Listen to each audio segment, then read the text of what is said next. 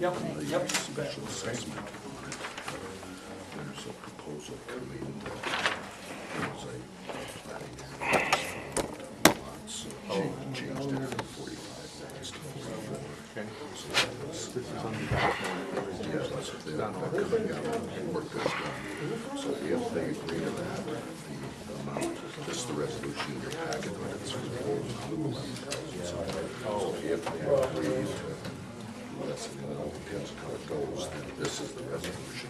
Because there's fewer lots for the same amount of money. Yeah, there's one lot less, so now everybody has to share. Okay. And it may go that way. Sure.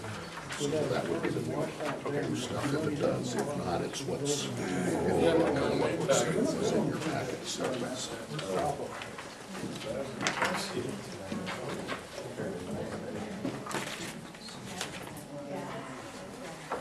How are you?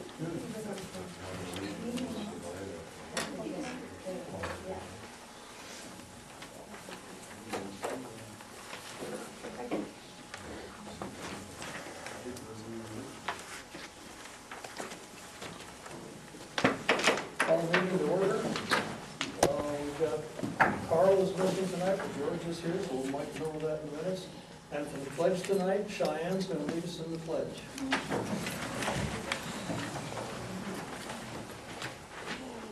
Allegiance to the flag of the United States of America and to the republic for which it stands, one nation, under God, indivisible, with liberty and justice for all.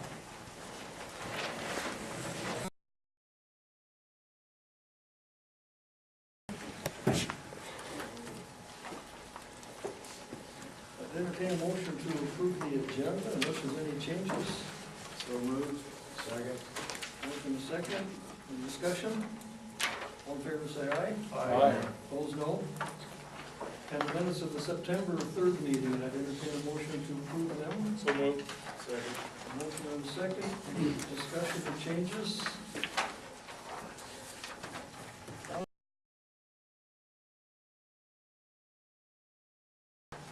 And claims, bills in between.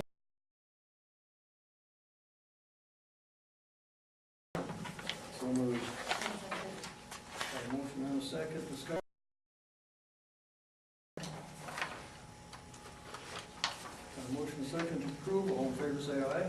Aye. Opposed, no. And the current claims of $218,668.75. Do I have a motion to approve them? So moved. Second. Motion and a second. Discussion or questions on the current claims? Yeah, I got a question on page 5 on this plumbing, heating, and AC service. Where was that at? Contract, Contract what? it's a contract with the plunge, What do you mean it's a contract with the plunge? maintaining air conditioning and stuff that, $1,400 a month or what? you know, it's a Where- total. Where are you at? Page 6, actually. Okay, that's,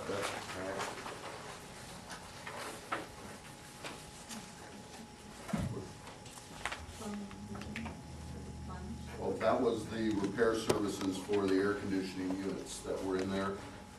The control panel, relay switches were bad. They opened up the relay switches and it was plumb packed, almost like a mouse nest inside the, surprised it didn't start a fire with the way the relays go. So they had to clean that out, and since that looked so bad, they got into the condensing units, and there was literally 10 inches of guck peeling off the inside of those units, you know, hair and skin follicles from years of lack of maintenance in So is your there. maintenance man gonna be able to take care of that now?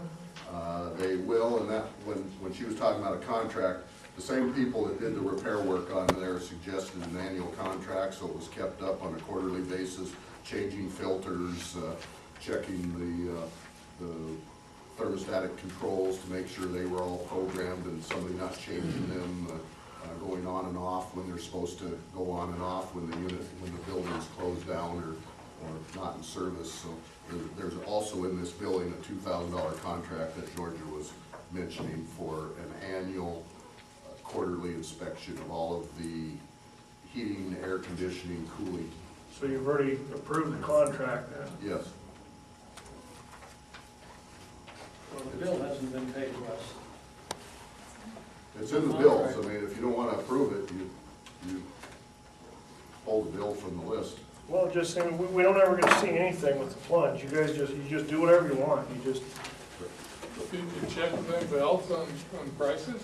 The bills are all within here for reviewing, go out in the board packets, so they're available for all the council to take a look at. Did you check with anybody else on prices for a contract? Or did No. you just take the first one that showed up?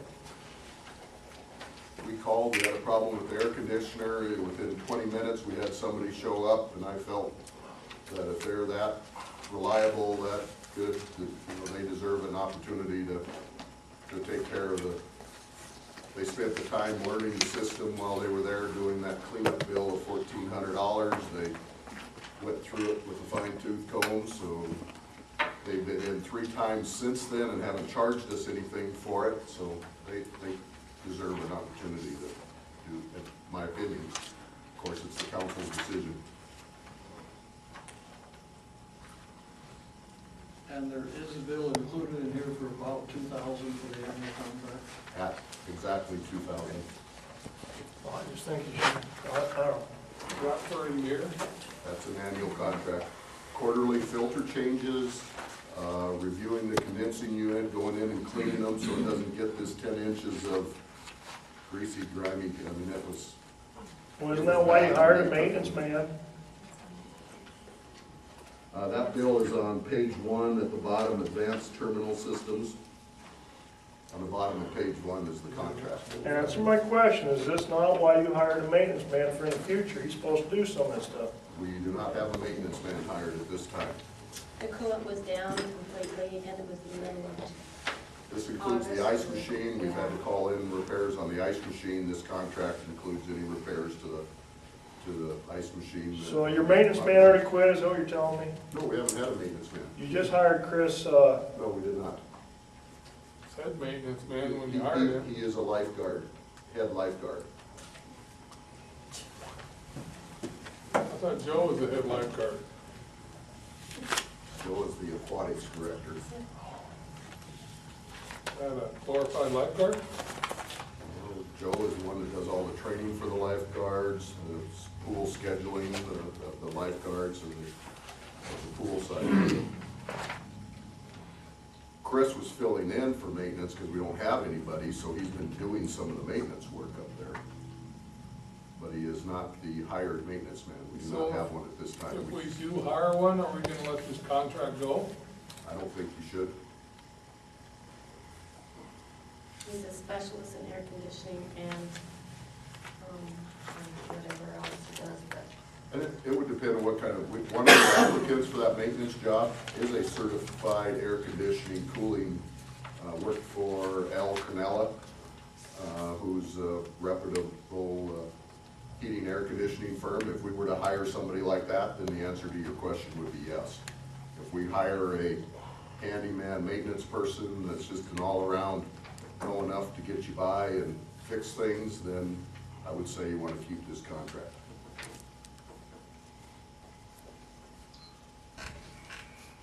So this contract we have, is that out of that? No, he's local. He's out of Hot Springs. Harley, if we get a maintenance person hired with air conditioning skills, can we cancel this contract? Yes. We may have to buy the filters and the chemicals for cleaning the coils that he was buying, pre-buying for the year because of this contract. We may have an expense that way if we cancel it, but as far as the labor side of it, we can definitely eliminate that portion of it. And it's broken out as to what each of those items are valued at as part of that $2,000. Do you have a breakdown of what it costs per hour to call them in without this contract? $1,400, because that's what he worked on for a day, 8 hours to clean up that air conditioner or thereabouts, whatever that came.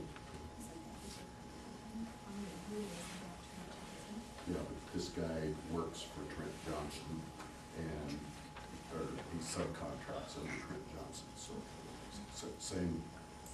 We brought him in under Trent because Trent had the air conditioning specialist as part of his services. But after we got into the nitty-gritty of the whole process, he's actually subcontracting under Trent, has his own insurance. Trent had no problem with him doing this maintenance contract on the side. More discussion or questions about that or any of the other bills?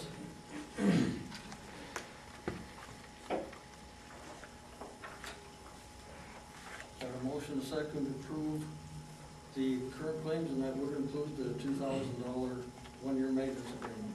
Any other discussion? All in favor say aye. Aye. Opposed, no? No. Is that 2 no's? Yeah, Thank you. Communication from the public. If anybody wants to be heard at this time?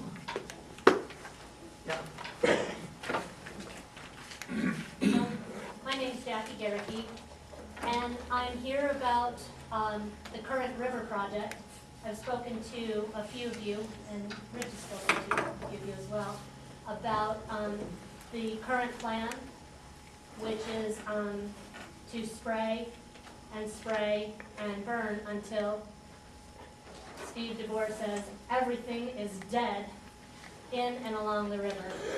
And my request is that this project be stopped right now, right where it is, until we can get some further information, some further recommendations from some qualified individuals, other than the person who sprays, who, you know, has perhaps an agenda there. The Army Corps of Engineers, we've already contacted. They're actually here for this, their approval project or comment project. But to continue to just spray and, I mean, in the next couple of weeks, we're going to see that everything along the river is going to be dead. We all know what happens if you till up ground or spray ground and then do nothing. You know, that's just calling up the devil of weeds. I have the specs, I think you have with you, of what's glyphosate, which is what was sprayed according to Steve. Their recommendation is that you replant within 7 days. You cannot leave a ground just sprayed. So I don't think that plan is in motion. I would love to see something purchased to replant. We can't replant grass. It has to be something native to a riparian area. You know, grass won't survive all the way down there. The Army Corps, their recommendation is cattails and reeds. That stops erosion, that stops floods. We all have probably been seeing what's been going on in Boulder. You know, Thursday night, a 30-foot wall of water came rushing down 4 Mile Canyon. And that 30-foot wall was caused by denuded streams where that fire was. What stopped that from hitting Boulder, and I mean, they had my daughter lives just a short walk from there, and it was, you know, imminent danger, flash flood, climb to higher ground right now. But as that wall of water came down and ripped out all of the stream gauges, the only reason it was stopped, and I tried to find that article to bring and show everybody, was because of the vegetation along the river, or the creek at that point, between that denuded area and the city of Boulder. So that would have been a much worse flood had that not been vegetated. So this is not a good plan at this point. We really need some recommendations. So I am asking again, let's not go further with this. Let's not, after it's all sprayed and dead, burn it until we get some better advice. I've spent quite a bit of time on the phone with several people over the last 3, 4, 5 days on this. Talked to Rich a couple different times, including just an hour ago. And what I would like to do is get our Coastal Recreation Committee, the weed sprayer, weed and pest people from the county, get some information from the Corps and quite possibly from DENR, so we can look at a river management plan instead of just doing what we did before. And I have no problem with spot spraying. I mean, I'm not opposed to spraying like, you know, let's not do that. That's a valuable management tool for, you know, managing an area. But to completely spray everything, and what he sprayed doesn't preserve the grass. I mean, our hope was that grass would grow back. Then why did we spray something that killed broadleaf and grass? It kills everything. That's something that we have to figure out a plan for instead of just doing something ugly. And that's my plan right away is, we can't fix what we did last week at this Agreed. point. But we can certainly change what we do in the immediate future. And that's what And I would really like to see us work quickly. I mean, it's 7 days that they give you to replant. Yeah, I was down there looking, I don't know how you could possibly replant right now, because there's no way to get a seed I don't down quite by the understand ground. that. So, I know what it says, but I think if you're dealing with something shorter would work, but with something this tall, I think you're gonna have to change your plan just because of the vegetation that was there, I think. But if we look at it as a group, I think it will help us. And if all of the cattails are not gone in the reeds, I mean, that's the kind of thing that DENR and Corps of Engineers suggests we plant to prevent erosion and prevent flood. So we don't want to knock that out anymore. You can use a blow cedar though. Same thing you use on highway department or Bear Brook. But you have to figure out what seed is going to be best recommended for the area you're talking about. DENR and Corps of Engineers both have departments that deal with revegetation of riparian areas. So obviously they would be a really good place to get some information. The other thing is that the cattails and reeds that we have, they're not sitting on the ground. They're growth in the river.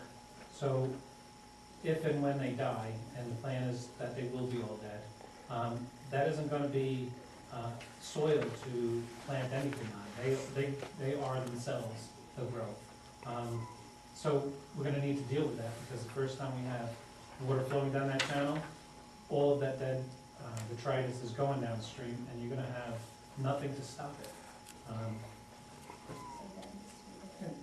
Yeah, it needs to be done quickly, because within 2 to 3 weeks, the river from bank to bank is going to be denuded. Did we just spray this again, is that what? Yeah. Yes. There was some concern from the last one that we were working with, and had several citizens that came through that passed on to the mayor. And again, we had a long chat with the weed sprayer again before it started, and the go-ahead was still given to do it. So there were 4 days worth of spraying last week, I believe. We need smarter people than me to help put a plan together, that's the bottom line. So Don, I hear you say from this point forward, there's not gonna be any spraying until we figure this out. I think so. Is he done spraying, Harley? I did not talk to him today, so I don't know what is next. If there's any spraying left, it would be the stuff clear up behind the plunge that I think has a lot more Canada thistle than the rest of them. I don't know if Let's he... make sure. instead of thinking- And I think this is what's gotten us into this trouble already, is that the spraying. I ask that we do no spraying behind the plunge or wherever until we have an expert who can tell us what we should be doing. Because what we're doing is obviously a mistake. Where we've already sprayed in the spring is solid Canada thistle at this point. And it was not in the beginning of the spring. As soon as that ground is barren, you're gonna have growth like Canada thistle take over. And that's exactly what we're doing. We're growing a Canada thistle garden down at the river. We proved it with the first spraying. We're going into a second spraying. Before we go forward with Anyway. any more spraying, we need to get an expert to tell us what we should be doing, not just continuing headlong because we've already made the decision to do that. So that's what I'm asking, no more spraying. I mean, the Canada thistle's there, if it's been there, it's been there. If it isn't there already, it's going to be when we kill everything in this open ground and we don't replant immediately And I can't even say what to replant, that's what experts are for, but, certainly, no one sitting in this room and not the applicator is an expert in saying what we should do next. So before we do something terrible, we should just stop and get information and then make a move forward. Okay. Here's my thing, since I've been on this council, I've been told that the Army Corps is mandating that we burn that river. I don't know. That's what we've been told. We're gonna get that official information from the Army Corps, and again, tomorrow night would be a really good, place to educate ourselves. You know, there's a lot of the, up on the wall there, you know, a lot of the experts and a lot of the head folks in the Army Corps for the Colebrook and Cottonwood Springs project. And they're the folks who already told Rich today, that is not the mandate. The only thing required by the city is to keep, wood growing plants, trees, from the river. And I only saw one down there. And they recommended that we grow what's growing in there, cattail and reed, to stabilize the river. The only thing they mandate is no trees, that's it. So check with these folks. Yeah. And we're trying to get that in writing from Omaha, from the office. But the head of the Chief of natural Resource resources Management. this year, you know, there's some folks who know their stuff and know exactly what the project is involved with, so. When I told them what already happened, they were more than shocked or appalled. They were beyond that. They got straight on the computer and started putting out information to their superiors to find out what should be happening. And this was their recommendation, was to stop the forward motion and get some information fast, because we're about to have a real problem. We've gone from having some Canada thistle in the river to having plots of Canada thistle wherever everything else was killed. I went through the river myself and flagged Canada thistle that's actually growing in the reeds, and there's a few plants where the ground has been sprayed and it was killed, is now solid Canada thistle. I mean, you can go down the river and look for yourselves. Those flags are showing you where there's plants. If you look where it's already been sprayed and it's so obvious, it's just covered. I mean, solid. We will take a look at it immediately and try to figure out what we need to do with the public, concerned public, and city council, weed and pest people, DEN, Army. We'll bring people in so we can figure out what we want to do. Because obviously, it's obvious to me we haven't had a plan. We've just done something. And that isn't good for our river. And this year was something different than we've ever done before, with the spraying and then burning right away, where it just wiped out everything in sections. Okay. Thanks. I have a question. Were you against the burning? Because the burning usually brings it back up. It's the spraying that, you know, killed it and made all the thistle come up. The thing is, at this point, I'm against doing anything to the river, period, because we're not talking about pasture land, which we know you burn and it comes back greener. This is riparian. These are totally different plants. It takes an expert to say what's best for those plants. Whether burning it is a smart idea or not, I don't know for sure, but shortly we'll have that answer. But at this point, I'm saying just stop before we do any more irreversible damage to the river right now. Until we sprayed, I thought that the burning had helped to clean it up and things like that. But like you said, it'd be a good point to know it That's a perhaps. right now. But Yeah, we don't know that for sure. once we sprayed, I know that we've had a lot of erosion, especially down by Brookside, all the way to the bridge where the banks have broke off. And, you know, it's never grown back, and like you said, the weed stuff. But I do encourage that we keep it clean down there, and by burning, it seemed to kind of clean it up a little bit. But see, that is not backed up by any kind of science. We need an expert to tell Right, us. I agree. That's what needs to happen. If that's correct, then I we should agree. do that. We need to establish a plan and then work our plan instead of just doing something we need to plan. Mhm. I wanna go away from I'm sorry. Can we just stop the spraying right now? Just say leave the river alone? I would think we can. I've got it marked on here to find out first thing in the morning and take a look at that before we do anything else. Why would we not be able to? If Might I don't be call him done. before he's out there at 6. Yeah, it might be done, but at least we could probably stop any more. I don't know what time he starts. It can't be before 7 because it's not light. I want to leave communication with the public, go to 7:15 hearing on the special assessment on that street improvement, and I'll come back to communication from the public. This is a hearing on the special assessment, and I know that there is, Mrs. Williams has given us a letter here this evening. There's one plating here that we discovered just late last week. We've got a little piece of ground, a little triangular piece that's way too small to build a house on. It was given to or sold to a piece of property next to it, so they'd have a place for the driveway. That was included in the assessment roll because it was a separate lot. The Williams have agreed to replat that, so instead of having 2 lots there, they're gonna have just the 1 lot. And what we're recommending is that if that gets replanted by them into 1 lot, we only have 1 charge for that 1 lot instead of the 2 like it is now. It just makes sense. If we would've caught it, that's what we would've done, if it would've been 1 lot. So, I guess first of all, I think I better open the hearing if there's anybody else that wishes to be heard.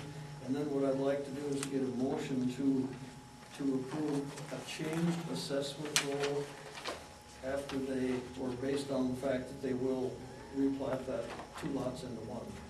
So is there anybody else that wishes to be heard on the Back Nine Street Improvement District? Yeah. I would like to be heard. Okay. I'm Jerry Amundson.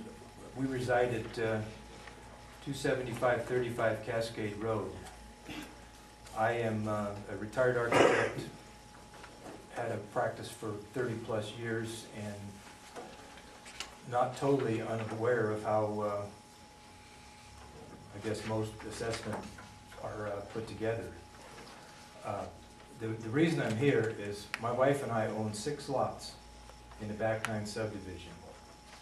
And there are so many, I would say, concerns, discrepancies that I would ask that the city, absolutely reconsider this assessment on these properties.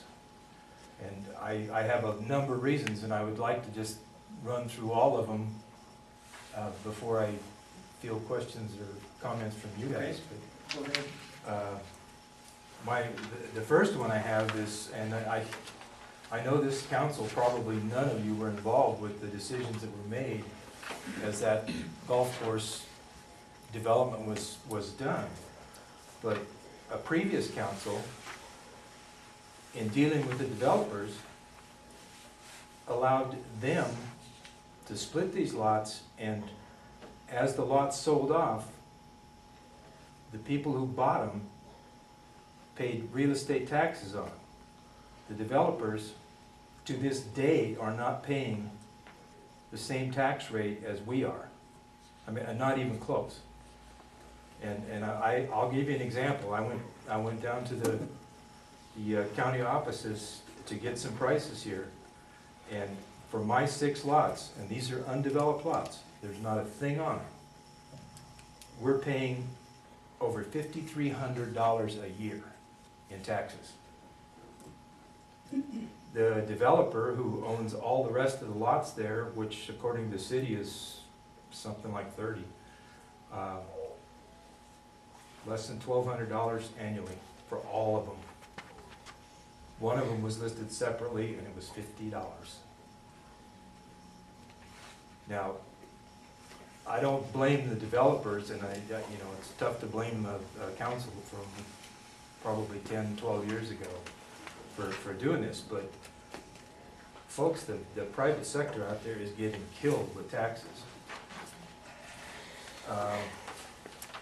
The other concern I have with this is we're paying over $5,000 a year, and we developed the 2 townhomes that are out there. One of them Mrs. Williams lives in. I mean, they're paying a fortune, but we paid owner unoccupied taxes on those where we were building them to the tune of about $5 grand. So bottom line is, we have invested probably close to $60,000 in taxes out there right now. And I know the city gets a portion of the taxes we pay, and yet we're getting told we're gonna pay another $12,000 per lot for improvements. The other thing with the, I guess the whole way this petition came about, developer owns, I'm gonna say, they told us 31 lots, and that's what it shows on the county records. I own 6 lots. There were 3 other signatures on the petition besides the developer. That means the developer's lots and 3 other lots. 3 other owners 3 other owners, 3 lots, made this decision. made the decision, which tells me that my 6 lots weren't involved. There are 2 other owners with 6 lots that weren't even listed on the petition, or on your form for the petition. So, why even the petition? I mean, if it was gonna be whatever the developer wants, why not just come right out and say, you know, the developer wants you guys to pay taxes on your lots and taxes on the city streets? You know, that one I just don't understand. The other thing, and this is, I hope it's disheartening to some of you, because it certainly is to us, the value of the lots on that golf course have absolutely plummeted. Now, the taxes have, but the value of the lots have. The developer, and I wish Calvin was here, because I'm sure he could give some input on this, but lots right now are being sold for less than 10 to 15% of what we bought our 6 lots for. And it was 7 lots, because we bought one that is occupied now. So, we have listed our lots at a greatly reduced price, because obviously we're not gonna get the price we paid for them. And our realtor had a written offer from a potential buyer of $5,000 for one of my lots. And we paid $55,000 per lot. So, I mean, I hope you can understand where I'm coming from here, because we're getting racked so hard on this thing. So now we have a potential sale on 2 other lots. Offers of $17,000 per lot, which, facing a $12,000 assessment on these lots, well, hell yes, we're gonna take $17,000 and not endure another 12. So bottom line is, we will get less than 25% of our investment back on what we put in out there. You know, we had, and when we started our townhome development out there, we had a big shindig, and I told everybody there, you know, and the county officials were there, city officials. I mean, there was probably 40, 50 people there. And I told them, you know, this has been a dream of mine forever, to try to develop something nice in the community. And, you know, sure, I thought maybe we'd make a little money on it, but that was not the object at all. We wanted to do something really nice in the community. And I think anybody who's seen those 2 townhomes out there would have to say, wow, they are nice. And they're beautiful. The owners have done a wonderful job with the insides and the landscaping. But, you know, it's certainly been an expensive lesson for me. So, at any rate, we still have 4 lots left that we're looking at getting hammered for 12 grand. And then another thing that there's nothing equitable about what's been done on the lots out there. Nothing at all. There are many lots that have pavement in front of them, no curb, no gutter, no curb cuts for driveways. The ones that are done, the Williams have what I will call the normal curb cut for their driveway. One of the lots has 2 curb cuts for driveway. Another one has a curb cut that's probably 25, 30 feet wide, almost the width of the lot. You know, ours has, we've got 1 curb cut. We've got a curb cut on 1 lot, and honest to God, it services the lot next door. And then there's no curb and gutter on the back lot. Yeah, But we're paying for we've curb got gutter. 3 lots with no curb, no gutter. And it just seemed like it was haphazard. And I went over there as those streets and curbs were being put in. And the curb had gone right by one of my lots, the lot's right next to the Williams place. And I asked the foreman on the crew, I said, who determines what happens out here? You know, why aren't homeowners notified that this is happening so we can say, hey, we would like a curb cut? And he said, we do whatever the city engineer comes up with for the day and tells us to do. And he said, quite frankly, no rhyme or reason to some of it. But, and you know, you look at it and it's not true. I mean, there is a rhyme or reason. There's a lot of it has been done to, you know, control the water running off the street, you know, and it's good. But, you know, who pays? You know, you got this assessment right now. What happens to those of us who have no curb, no gutter, no driveway cuts? But when that has to happen, who pays for that? You know, and I'll go you one better, and I imagine some of you probably already realize this. This assessment district that you're putting together, I'll call it, I don't think that's what you're calling it. It's not necessarily the standard for Hot Springs. And my research with the city, there have been 3 projects lately completed within the city. And if my sources are correct, there is no assessment to the adjacent landowners. None. For the work that was done on the streets. And they're pretty sizable. One of them is a pretty good sized project. You know, the other thing, and why it's happening, I don't know, but a good portion of the streets that have been put in out there are bordered by city property, the golf course. And we're paying for it. Landowners. Now, nobody asked us, do we want to pay for it? And is that standard? I mean, you look at the revenue that comes in from those streets going in, who gets it? Maybe the city gets it off the golf course. I don't get anything. I pay almost $1,000 a year to go play golf out there. And I play 3 or 4 times a year. But once again, why is a private individual expected to pay for city streets, curbs, gutters?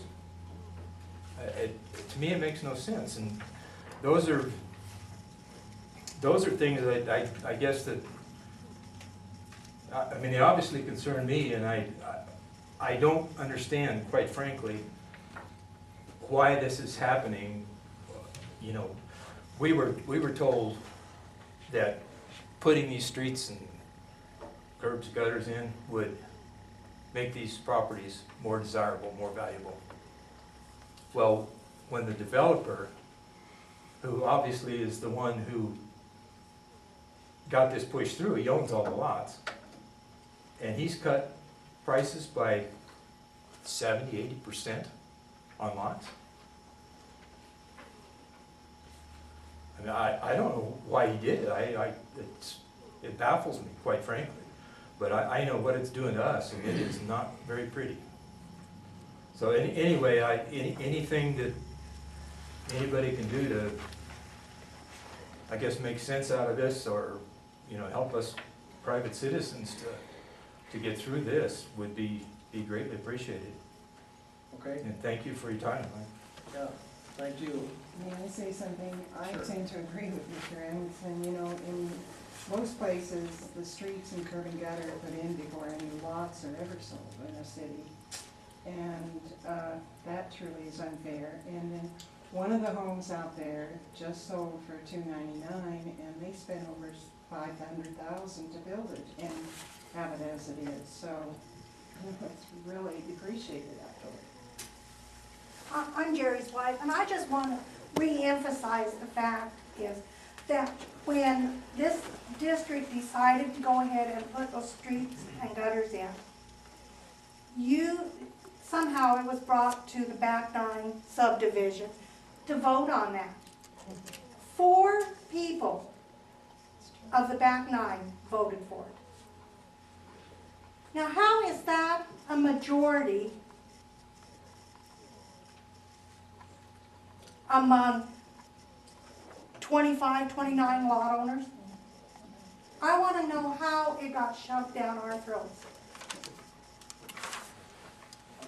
Just for reference purposes, Resolution 2011-23 was a resolution passed by the council in June of 2011, and 34 of the lot owners of the 46 lots on the subdivision were represented and requested the necessity to pave 4,700 feet of Clubhouse Drive. So the required percentage of that special But assessment Calvin law was. owned the majority of those lots. Why is it that? 31 of them, to be He exact. had 31 of those lots, so he is allowed 31 votes?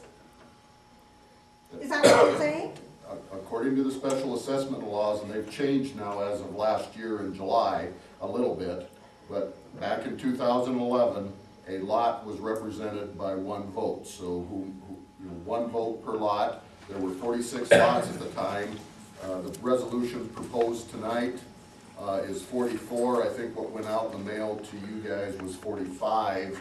But the lot that the mayor referenced early on, that was a plating discrepancy, brought it back to 44 lots. So the 34 of the total were represented in 2011 when the petitions were brought in to go ahead with this project. But do you understand the discrepancy here, that the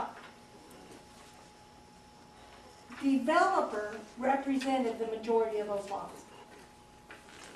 And he still represents 22 of the lots according to the assessment roll that was presented and mailed out. And he will be paying the same assessment times 22 lots for the work that was done. Will he continue to pay the same taxes, Yes.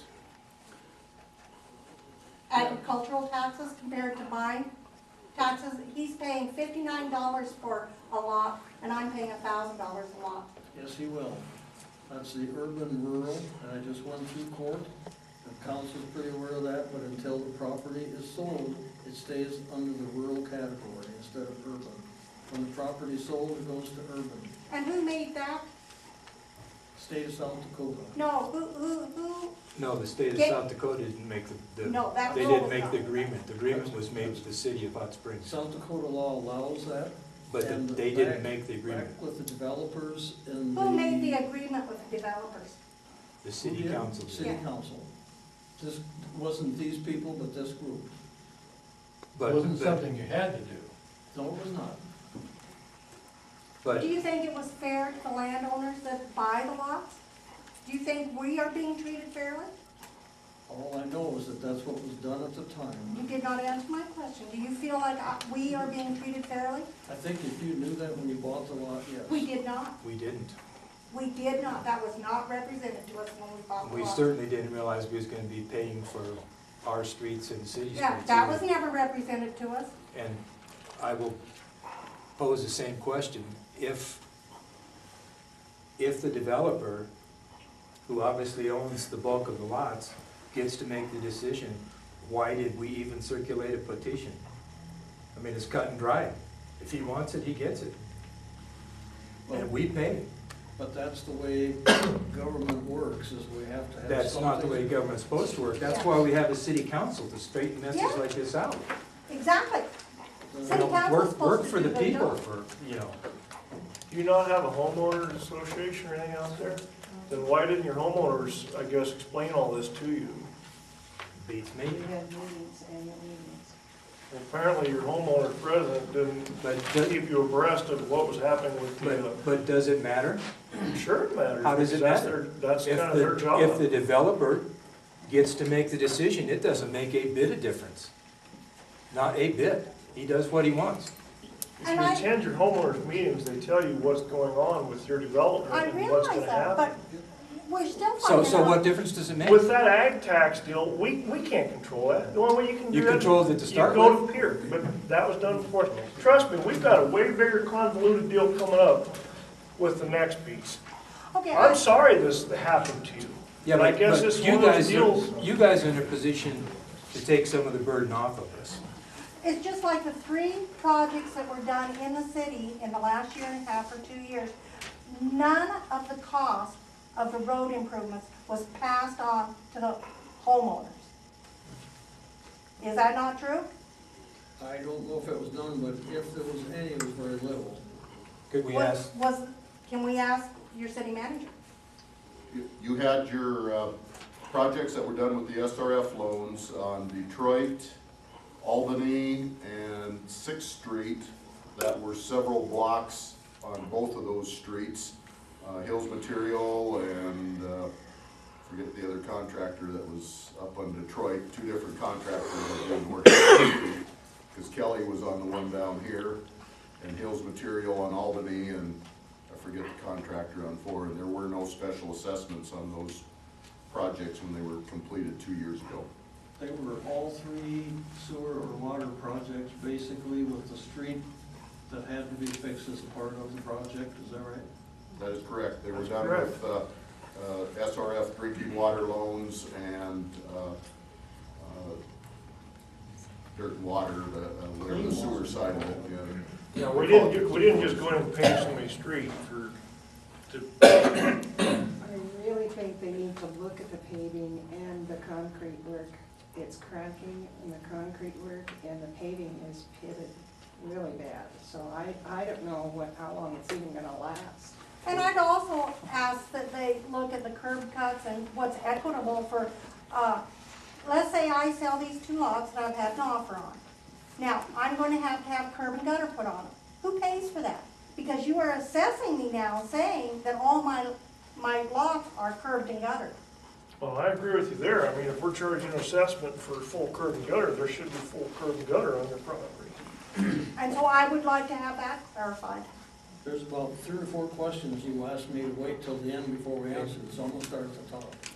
We talked a little bit about the urban rural, that the way it was set up originally with developers is that in order to get the property developed, to get the golf course built, everything would stay as rural taxes until it would be moved into an urban taxing district, either when the property was improved, which would be built on, or when it was, or sold.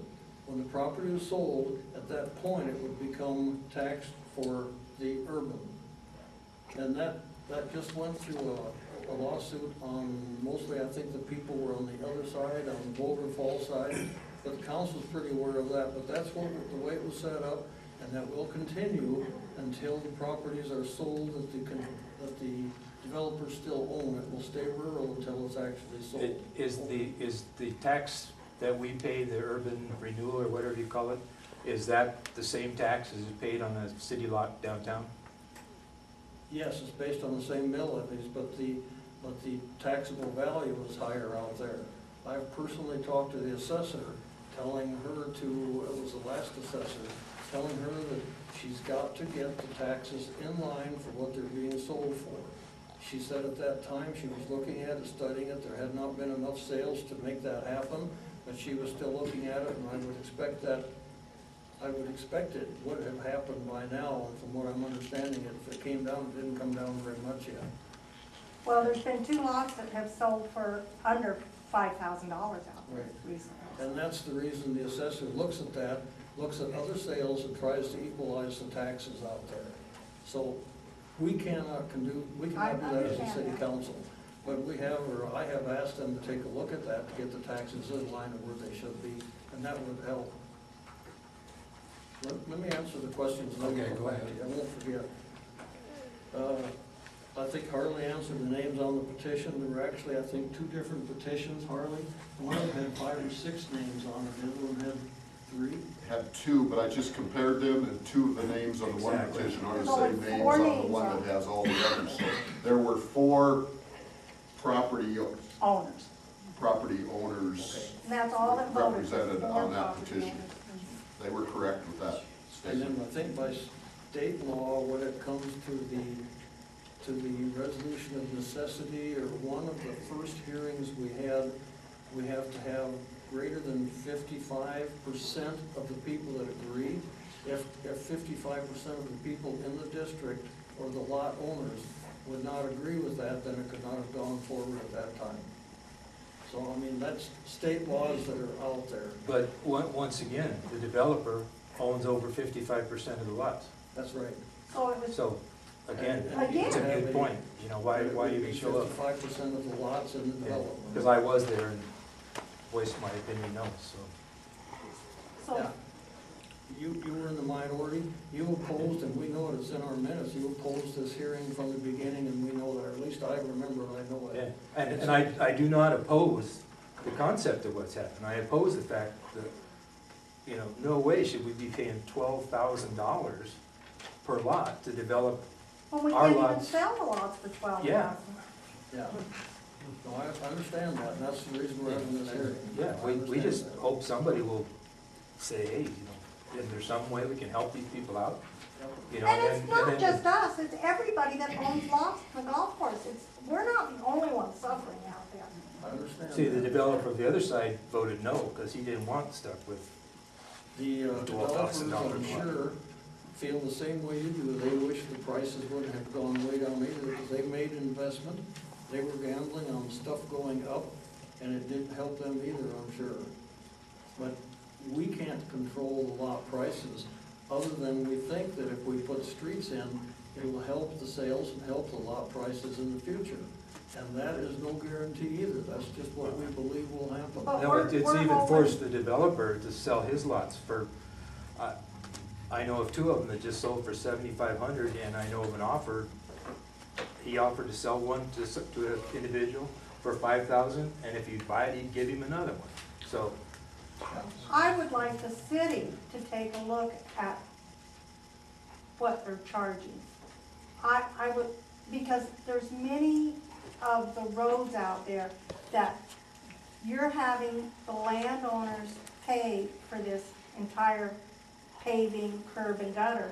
Yes. And much of that road system out there borders the golf course. Why, as landowners, do we have to pay for that side of the street that borders the golf course? Just because that's the way it was agreed on in the beginning, and that's the way it was set up. but isn't that one thing that But is as a that- city council, you couldn't address? Could you not, as a group of people, address that? I think that that's a prerogative of the council if they want to. And that's all we're asking, is if you Right. people can help us some way. And it's awfully hard to back up 6 or 8 years and take a chunk of money out of the general fund to do Well, something on a project that. You can imagine what we do if we could back up 8 years. Same here. Well, we all went into this hoping it was a good deal, hoping it would. And we still do, but But all I'm asking is if the city council would take a look at that, and if you would just drive out to the golf course and say, hey, this entire 18th fairway is bordered by the city. Not by landowners, but bordered by the city. Why should landowners have to pay for the curb and gutter on that side of the street? The thinking at the time, I think, and I can't speak for the previous council, but I believe the thinking was that it's gonna benefit the lots. It would of course benefit the golf course too by having streets out there. But we don't access the 18th fairway from the street. What the thinking was is that we will take the benefit of the streets and divide it by the buildable lots out there, so the homeowners would pay for all of the streets in their subdivision. Whether or not that's right, that's what was done, I believe, at the time. Well, can we please ask the city to revisit this? I think I that's. beg of you to do it. Yep, and I think that's what you're doing right now, is asking us to take another look at that. Yeah, absolutely. We addressed lot prices, there's nothing we can really do about that. Absolutely not. No, I just want you to know what's happening to us. It's And unfortunate, we would have all wished they would have doubled, but. well, and quite frankly, the assessment has just made it $12,000 worse. Yep. Bottom line, it's killed us. You talked about, some have curb and gutter, some don't. If it would have been flat enough, there wouldn't have been any curb and gutter on the whole project, because we wanted the water to be more of a natural runoff onto the grassy areas, into the fairways, into the front lawns. We wanted it done that way on purpose.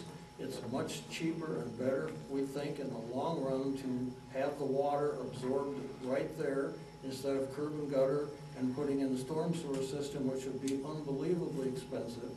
Probably within 10 or 12 years, 15 maybe, we will have to control all of the storm water so it can't ever enter a river. If that happens, that would have been that much more storm water that somehow the city's got to collect. In bigger cities, over 10,000, right now, if there's a storm or a storm sewer system, they've got to collect all the water. They cannot let it run into anything like Fall River. We don't want to have that in 10 or 15 years, so our plan was to not send the water to the lowest area and then put a big lagoon or a pond down there, try to get rid of it at some time.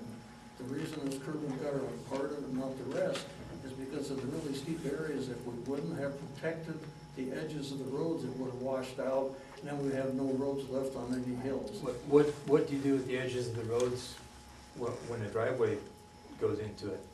Some people are putting in curb and gutter up to the road and their driveway, and I would guess if there's, can you put a gravel driveway in out there, is there covenants against that? Probably got some things. Yeah. I don't think there's any asphalt ones out there. There's a concrete one, I know, but I don't think there's. But I think that when they put those in, they go up to the existing hard surface and they put their own driveway in. I had understood, and I might be completely wrong, but I had thought that Tracy had worked with the landowners out there as much as he could to find out where they wanted curb cuts for driveways. And we might not have done that. I can be wrong. Like I said, we own 6 lots out there, and Tracy has never called us. There's one lot out there that comes down off of a hill, and it's wide enough to put a driveway on it. And, I mean, common sense tells you that's where that driveway curb cut has to go, not there. But, and that's another thing is just, since you've got some curb and gutters in, and curb cuts for houses, that needs to be addressed too by the city council, is that some of them have already got them in. Some of us have to put them in down the road. That cost should be covered because we're paying these assessments. So that needs to be addressed by the city.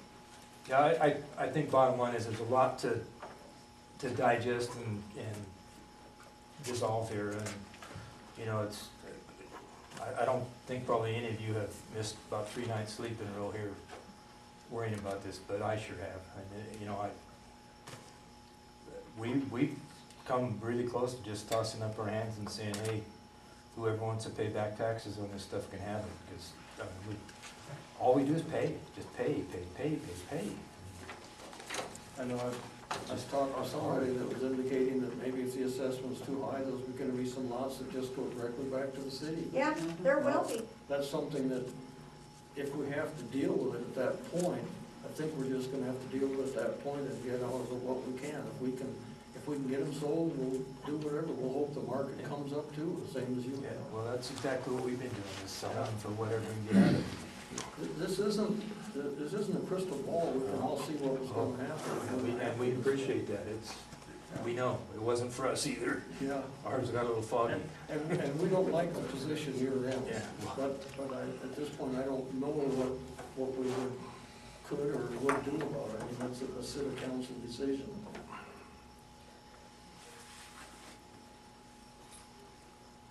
think I have covered everything. We've skipped around a little bit. Of the questions you asked, I think we covered everything.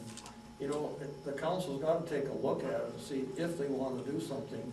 But if we do something, it was pretty clear early on that the street assessment would be paid for by, it should have been paid for by the developer before it was ever put in. Absolutely, that's absolutely what you do. And I don't think that developers had enough cash to do it at that time. The city, I think, and I can't speak for them, but this is what I think happened. The city said, we think it would help our golf course, we think it'd be good to have the subdivision out there. So if we can be the financing agent for the streets, get the streets all put in, instead of the developer having to make payments on this and have assessments on the lot, so future buyers would take them on. It looked like a win-win thing, I think, to the people back then. I was not on the council, I attended some of the meetings and listened, and I can't say that's what happened, that's just a feeling that I have. Sure. Oh, question back here, I'm sorry.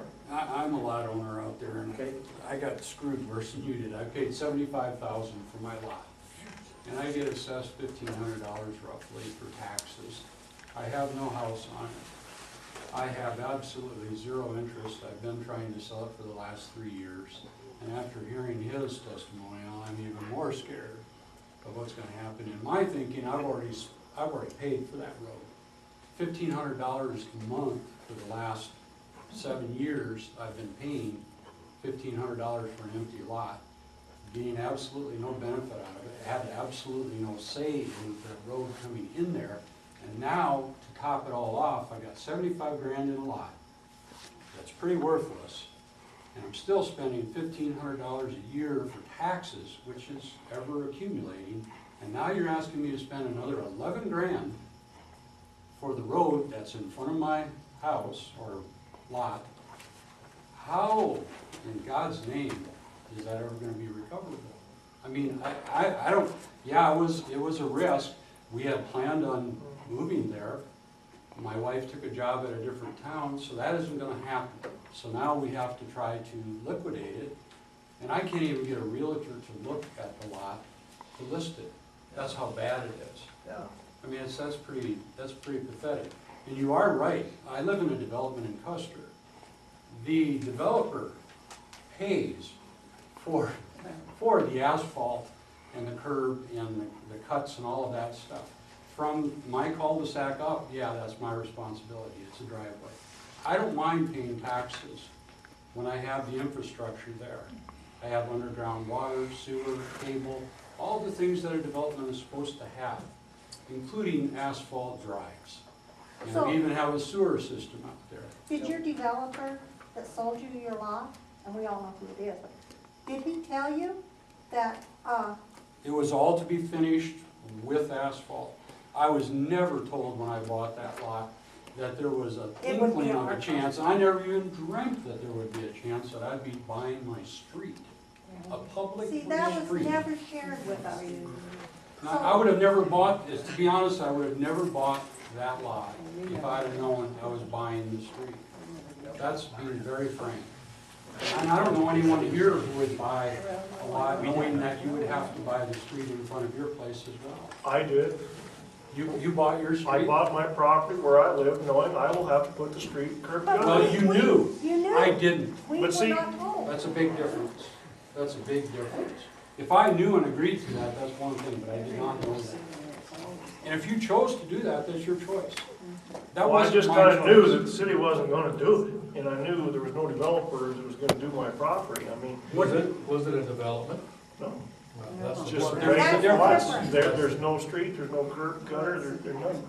But when developments are put in, it is supposed to be the developer that provides streets and fixes. Development. That's why it's a development. And that, your problem kind of lies with your developer, not with us. So why are we paying you guys to provide public streets? I don't get that. Well, I agree with you there, in Hot Springs, you have to, that's why I knew, like I said, when I bought mine, I had to pay for my street. But in Hot Springs, you pay your taxes, but you don't get a street for your tax money. You get water and sewer, that's it. Snow removal, police protection. Well, it's nice to know now, but I wish I had known it a little earlier. 75,000 is a hell of a commitment to make on a gravel road. When you guys bought these, knowing they were gravel when you bought them. Yeah, and I Who was know you what? expecting to put the streets in? No, Who I was was you fine with them expecting to being pay for gravel, I bought it with it being gravel. Who were you expecting to pay to put the streets in? The city, Really? yes. Yes, It's in city, the city's ownership, it's a public street. It's a public street. What's your name, sir, just so we get. Craig Walls, Okay, on lot 10. all right, thanks. One question. Okay, Brian? When you assess for a street, is it, how do you figure that out? Is it so much a running foot, and so it's the same cost no matter where in town you're being set? No, what we're doing in this case is it's divided by the lots, equally by the lots assessed. So that's when we take out that one little pie-shaped lot, it'll be one less lot to divide it by. Right, so you have somebody say, well, it's gonna cost so many millions of dollars to do these streets, and we're gonna divide it by 44. Right. It was done by bid. It was done by bid is what it was. But the project was bid, went out for bid, with the approval of the council back in 2011 at the time. It originally was passed when the petitions came in at $25,000 a lot, is what the records show in researching back. When the bid, when the resolution was authorized a second time to actually do the work, which would have been in 2012, it was estimated that the lots would be just under 17,000 with what the estimated construction cost was going to be. A resolution was done, a hearing was held at that time also for that, and then the lots now have came in at what you guys have seen in the mail, 11,700. If we take the lot out, and I have new records here if that's the way you go, but it'll end up going to $12,052.26. Remove this. That's a little of the history. It started by petitions by the lot owners, and by state law, 55% of the lot owners have to agree, and you've heard the argument there that in every case it's been the developer that was the majority lot owner in all those cases.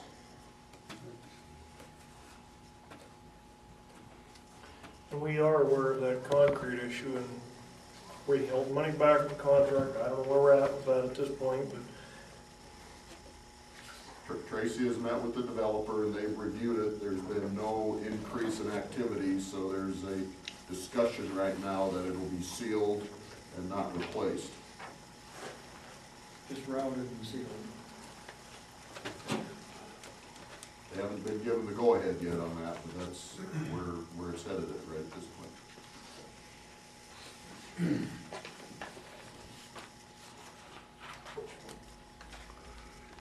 Any other questions, or, yes? I guess I have one that leads into this. A lot of it's asphalt, correct? Yes. There's some that's concrete on hills and so forth. When that needs to be chip sealed or recoated or treated in years to come, who takes care of that? That's all the cities. As it should be. Yep. All the maintenance will be the cities.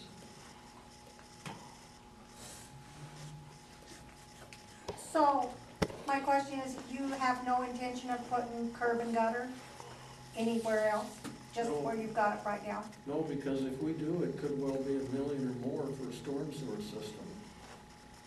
So our thinking is that we want that water to run off onto the lawns and into the green areas. And that Yeah. makes total sense.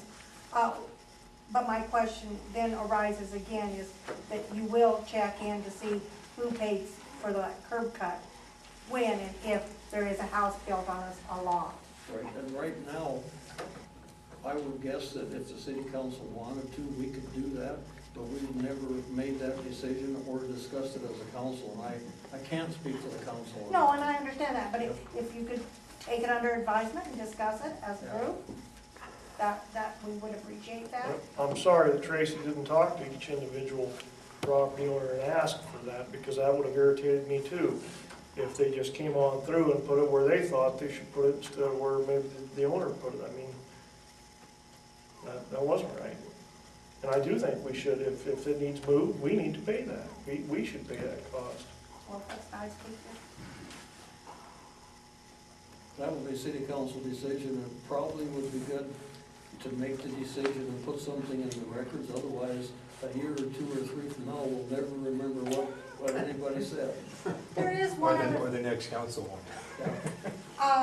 I didn't quite understand, you're assessing this about 12,000, you said, right now? If we remove this lot that Okay, was yeah. platted improperly, it will be exactly $12,052.26 per lot. My question is how did the council come up with 6% for those of us that can't afford to pay it? We just picked a number. In the past, most of our assessment districts have been at 7%.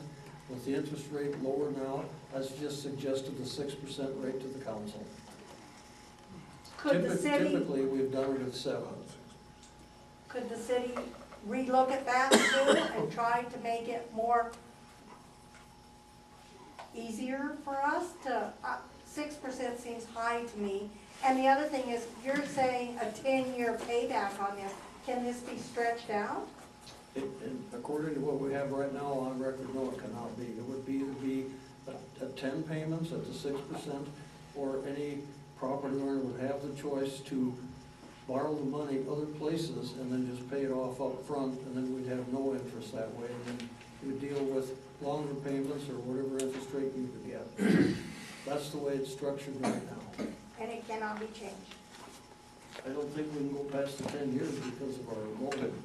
10 years, we cannot, I think the state statute sets the limit at 10 years on special assessment projects, but I Can know that that be- statute just changed, so I could research that a bit. I The would 6% is up to the council on what they want to charge. So if you could go back and revisit that, I would appreciate it, as trying to help out those of us that aren't millionaires, I guess. That really need help. I don't know if the 6% to a 5% is enough help. How about 6%? Yeah. I would appreciate anything, I ask the council, any way you can help us as landowners here. The city has borrowed the money for that project, so we are paying interest on the special assessment loan. Well, What's the our project interest rate? should have never been done in the first How place. much interest are we paying on that loan? 3.6. So it could be possibly adjusted. That If rate you is would- set by the council. I would appreciate it, and I ask the council to look into it. I don't remember voting on that. Yeah. Tax rate, I mean. We did it at 6. Did we? Because I know that all the recent ones have been at 7, and I knew we could come down some. There's always been a little bit of room in there for the city, in case there's somebody at some point that doesn't ever make any payments. That way we'd have enough cash in there to make up a little bit of difference if there's one that doesn't pay. That makes a good point. I guess if some of these people start turning some of these lots back, we're gonna be eating more than just that interest. We're gonna be eating those full assessments. And we did discuss that when we set the 6%. Because that's when people started really having a hard time.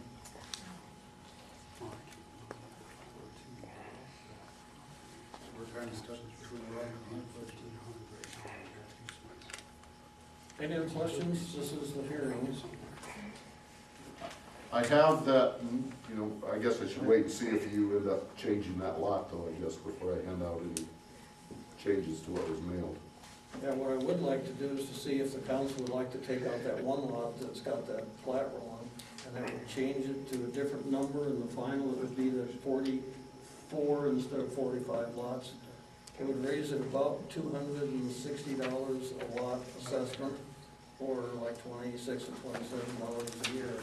And that would make it $4,052 and some change instead of $11,784.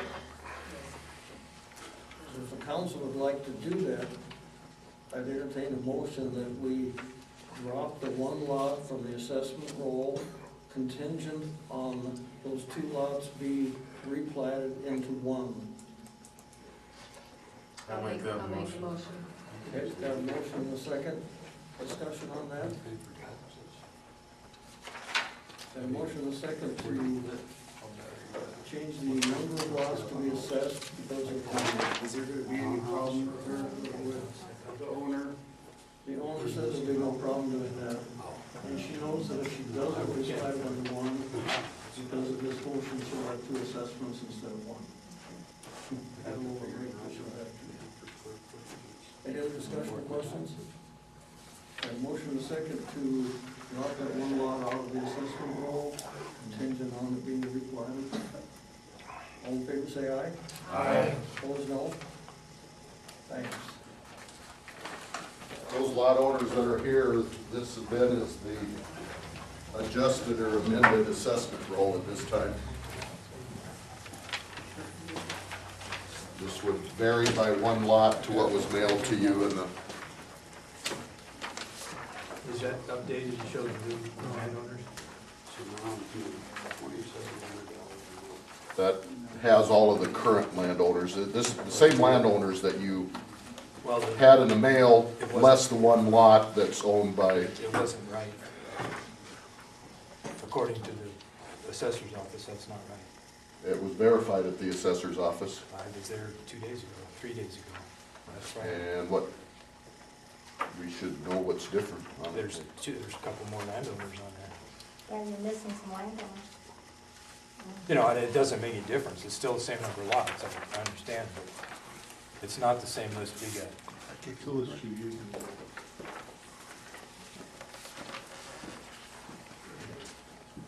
Okay, I want to continue. We've got another. We talked to the assessor office on Friday or Thursday of last week. All I can tell you is it's different from, and they wrote it on my form, so. Come and see me tomorrow. We had another hearing tonight at 7:30, but we missed, but at least we're good to it, only 41 minutes late. There's a Eastern Mid review on the cell tower behind the American Legion, and I open this hearing up to anybody who would like to listen to it.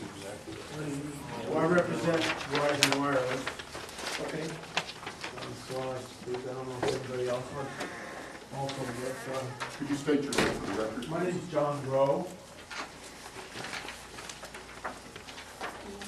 Or would Yes.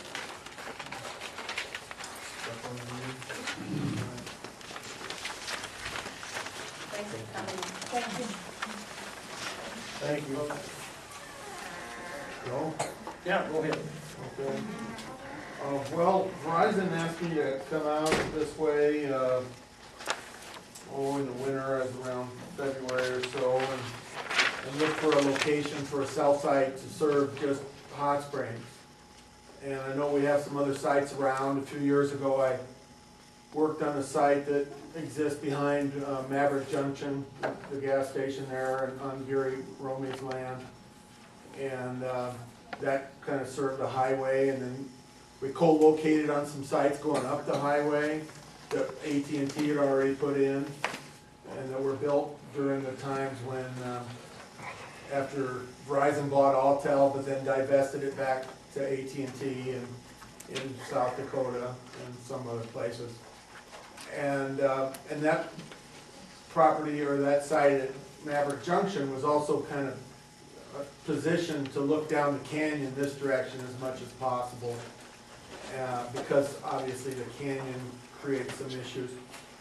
People ask, why do you want another site? You know, you got a site up high and so forth, but it's a capacity site, and it's putting a site here in the lower elevation, that where all the people are, provides more capacity, and it relieves the sites that are higher up in other places to provide more wide area coverage.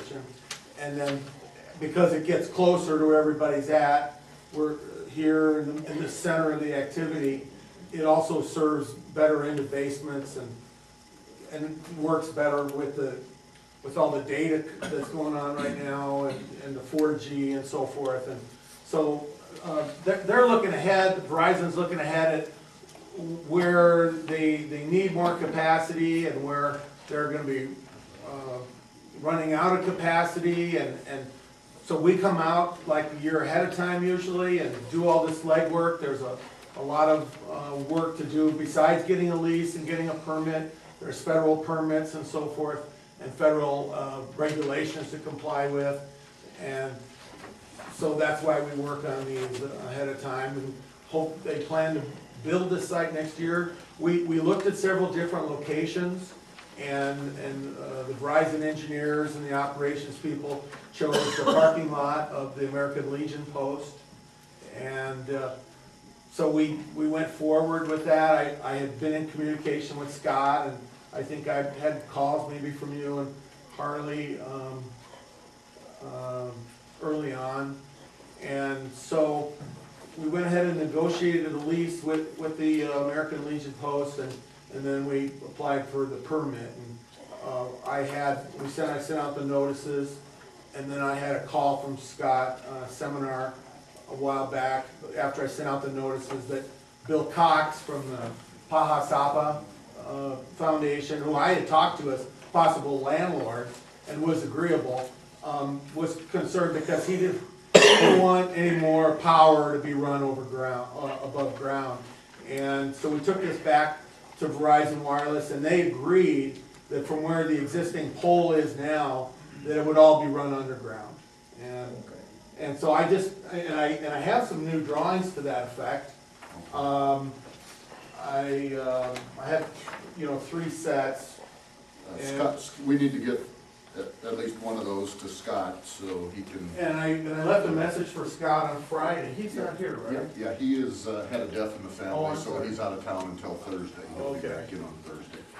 Okay, so I left a message with him. I called Bill Cox last night, and I explained to him, he had said he would have a representative here to object if we wanted to go above ground. And, it wasn't really Verizon Wireless. It was, the design engineers working with the power company, that the power company wanted to do it that way. And I'm the guy that's closest to the community, so I kind of have to be the advocate for the landlords and to get things moved so that satisfies you guys. Because they're all like, well, that's gonna cost $20,000 more. And, so I put it back to the people in charge. I mean, do you want a delay? Do you want some kind of a hiccup here in the process? I mean, if you can help it. And they came back and said, no, we'll pay to go underground. And I don't know, when I was talking to Bill Cox last night, he said that the power company was supposed to provide underground for free. So I don't really know about that. That's kind of off the topic. Black Hills Power and Light will not provide underground for free. The co-ops, electric co-ops, will work deals out. When you're outside of the city limits, then. Well, the co-ops, the state of South Dakota was divided 40 years ago or whenever it was into electric areas, so they all have their own areas. Some of them are fed by investor-owned utilities, some of them are by co-ops. So if you're in a co-op, like Butte Electric or West River Electric, those are all co-ops owned by the users. They're a little easier to work with than the investor-owned. So don't confuse Black Hills Electric with Black Hills Power. Yes. That's the point. Otherwise, it's not free. Well, in any event, Verizon agreed to go ahead and then, to pay to have it go underground, and they changed the electrical drawings on there to show that it's underground. There's still a little pad transformer that has to go up every so often. And so other than that, the site is designed for a 12 by 30 utility building and a 135-foot flagpole. For instance, the site out on the Gary Romey property is a lattice tower, and many of the sites up and down 79 are guide towers. And I think you should have a copy of the design of the pole. And it seemed to work really well with being on American Legion property. The post agreed to to do the raising and the lowering of the flag. Verizon Wireless offers the first flag and any lighting to start out with, and then they actually set it up with a separate switch for the light so that the post can turn on and off the lights depending on whether they're keeping the flag flying at night or not. And so the post agreed to all that, and so we're asking for a permit. How much does a flag cost? You're talking 12-foot by 18-foot flag? I think is that what it says? That's what it says. Yeah, I think it could run a couple $100. I think it costs a little more than that. Well, if you know, then maybe you should tell me. Well, Legion's gonna pay for it, so that's really not our concern. Well, I mean, Verizon pays for the first one, and then the Legion maintains it.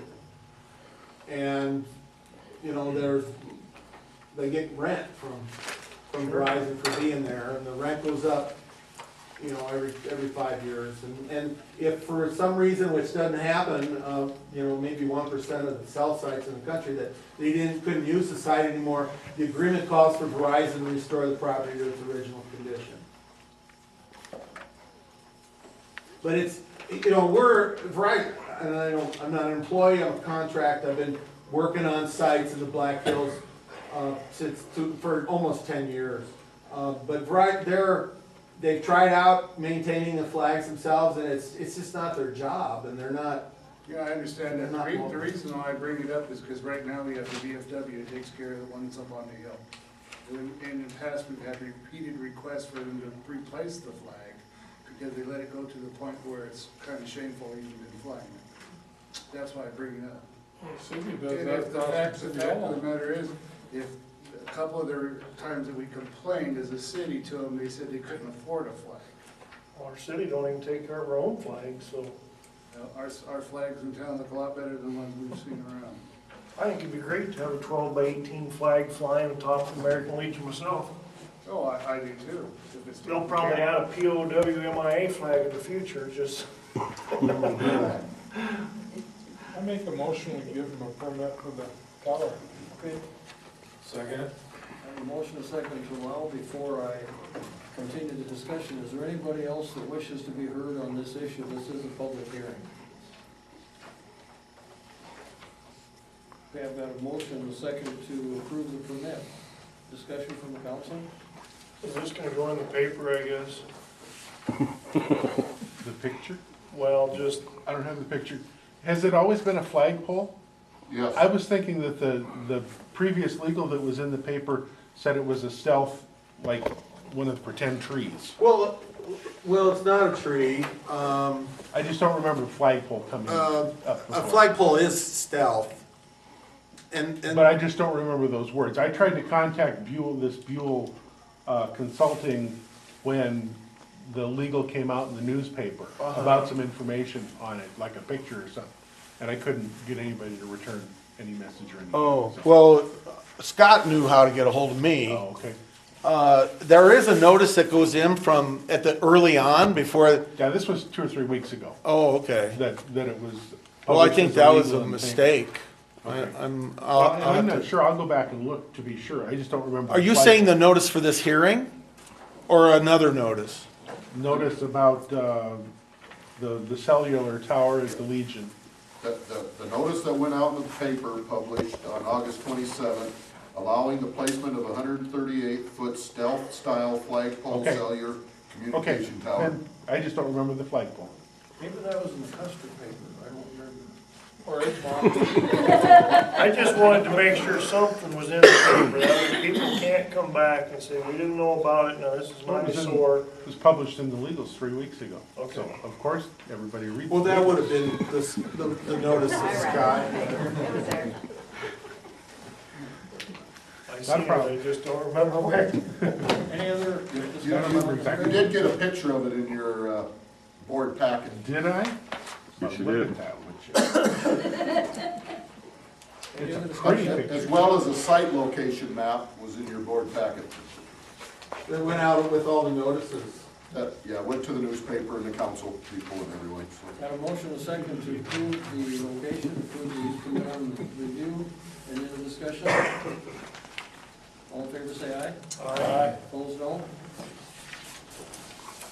Now we're back to communication from the public. Thank you.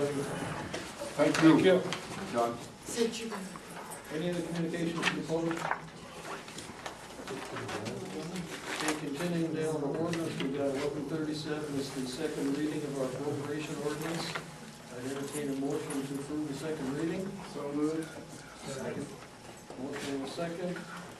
Discussion. I might just remind the public that this tax levy is the same as it was the last 2 years. It'd be for $1,005,660. So we've kept it the same amount for the last 3 years now. Was that $50,000, is it still included for that golf course? There was an extra $50,000, huh? Or maybe it was $100,000 that was kind of put in the budget for that. That's the enterprise fund, so this, For the revenue, yeah, there's $100,000 of second penny sales tax money being transferred as part of the appropriation revenue side for the golf course. That's gonna be put in a savings account, or wherever you're gonna hide it. It's transferred as needed. If So it doesn't that need it, is- It's gonna stay in the second penny sales tax account. So it's in this, You're talking about the commitment for the maintenance of the, well, there was $100,000 we argued about. Well, the 20% thing, is that what you're talking about? oh, you guys had, the regular golf course budget, that's an enterprise fund, and the enterprise funds are in here, but it doesn't make a difference on the taxes levied, because there's income and revenue and expense.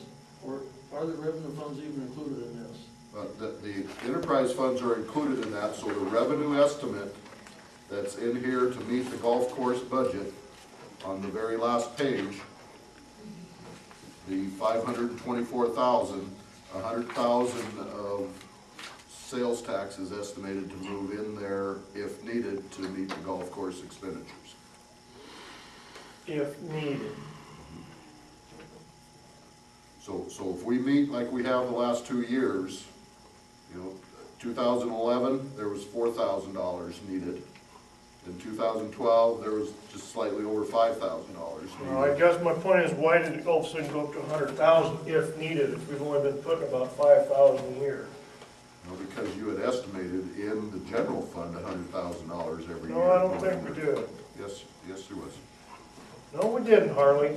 We talked about it during budget session, and we questioned why we were gonna do that, and we were told maybe towards a sprinkler system and maybe put money towards something else. Well, you're talking about the 20% that the mayor's talking about of the second penny sales tax. 1/3 of the sales tax money that's collected in Hot Springs is set aside for capital improvement projects. And the mayor approached you this year to designate that even further into 20% for the golf course, 40% for streets, I forget the breakdown there.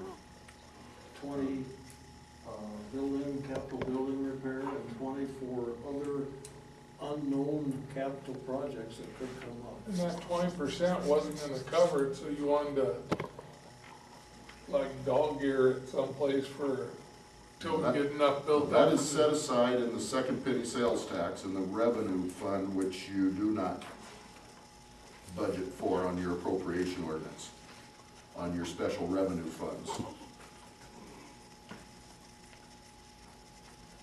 Mayor, you got a question there?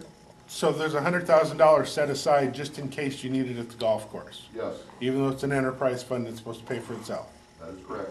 Okay. We wanted more, To move that money, does that take a council vote? it's part of this budget for the revenue estimate that they received the breakdown for in their budget packets. And we ran out of time before we got back, as I recall. And that's why it's still in there. Because, It was never talked about during the yes, budget. it was talked about.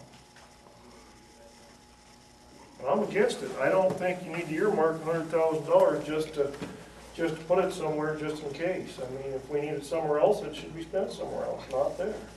I mean, that's just me, I guess. The auditor had recommended for the last 5 audits, I believe, maybe 6, that the golf course should be removed from the general fund and put into an enterprise fund so it stands out, so it isn't lumped in all together with the general fund monies. Because being lumped in there, then you take sales tax to meet the golf course expenditures automatically. This way, it's gonna be transparent, and you're gonna know as a council when that has to happen. Now, is the pro shop part of the golf course Yes. there now? Yes. They're together. There will be two, right on this back page, it's a $524,950 budget, and that's for two departments, the pro shop and the maintenance side of the golf course. Two separate departments, you'll be able to come in as a citizen or council and see what the pro shop is doing independent from the rest of the department. The money that we put in the streets, is that the same sales tax that we're putting $100,000 for the golf course? Yes. So we're taking an extra $100,000 away from the streets and saving it so the golf course makes it. That's not necessarily, that's one way of putting it, let me put it that way. Which we could use after the streets. You could use that sales tax money anywhere you wanted to use it for if you weren't using it at the golf course. Well, that's So my it point, I think we could should go to take the that. airport, it could go to the Evans Plunge, it could go anywhere. Why earmark it for the golf course?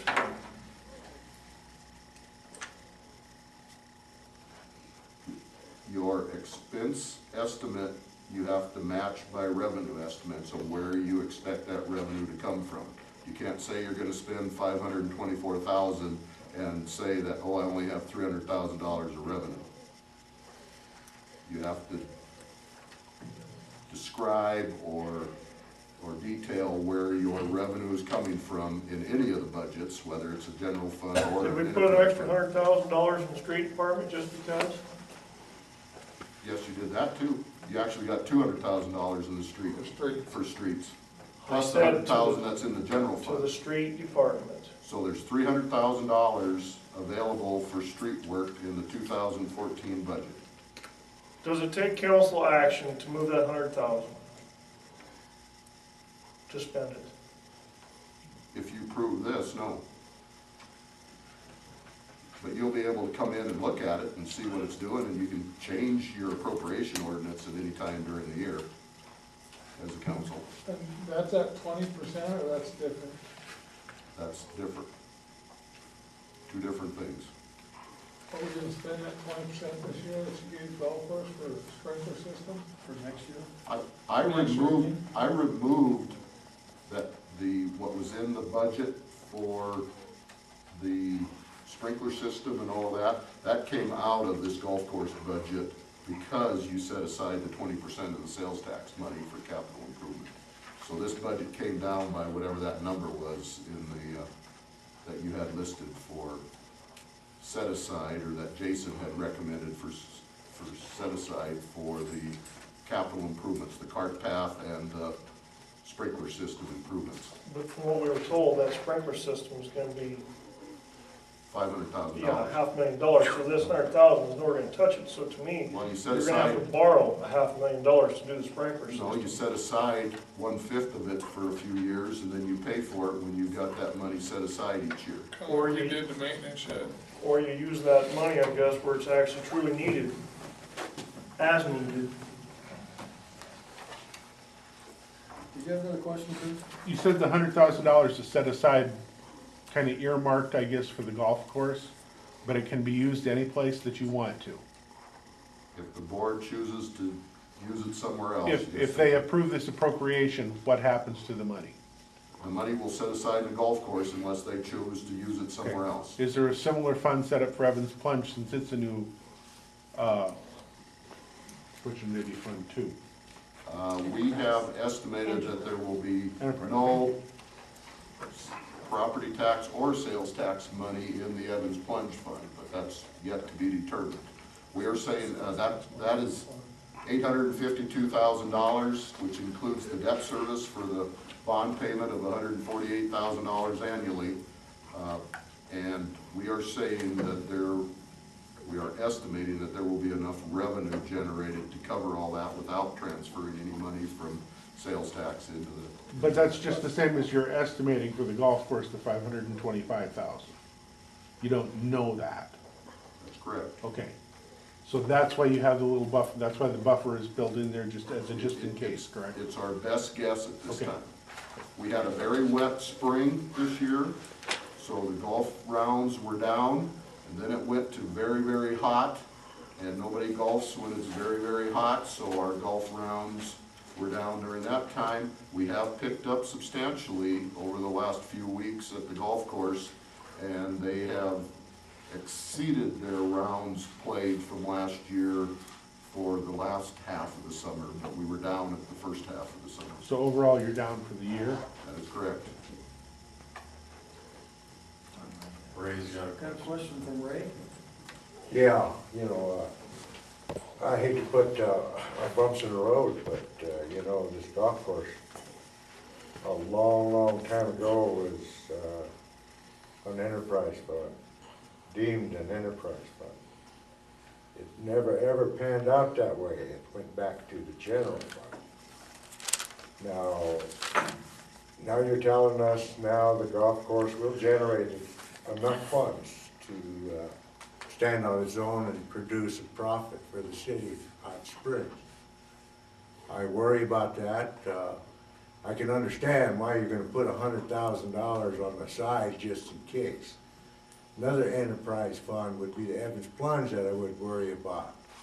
We're talking about aquatic directors, assistant directors, all of these big dollar job certifications and stuff. What is this gonna cost us? Is it gonna generate enough funds to pay off on these positions? This is what my worry is. We would have another enterprise fund that wouldn't support itself. That's all I have to say. Okay. Thank you, Ray. This is a public hearing also, it's a second reading ordinance, so if anybody else wants to speak, this is the time.